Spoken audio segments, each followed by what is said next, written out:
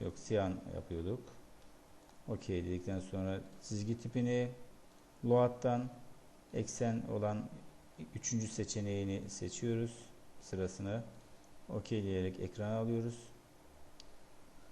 Ondan sonra tekrar Enter'e basarak da yapabiliriz.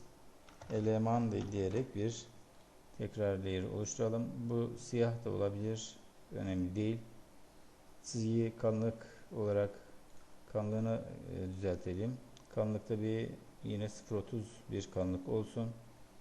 Eksenin kalınlığını da ayarlayabiliriz. 0.15 20 arası yapabiliriz. O zaman 0.20 diyelim. Evet, bunları ayarladıktan sonra kapatabiliriz ve gördüğümüz gibi burada ekseni seçerek hemen kenarda başlayalım arkadaşlar line komutuyla. F8'deyken şöyle bir çizgi, büyükçe çizgi, buradan da yine F3'ün yardımıyla yukarı doğru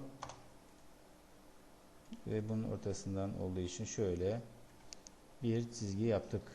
Şimdi burada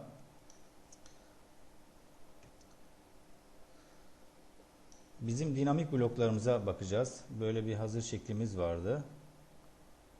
Bu cıvatalı birleşim şekli var. Onu Ctrl 2'ye basarak arkadaşlar dinamik bloklardayım zaten.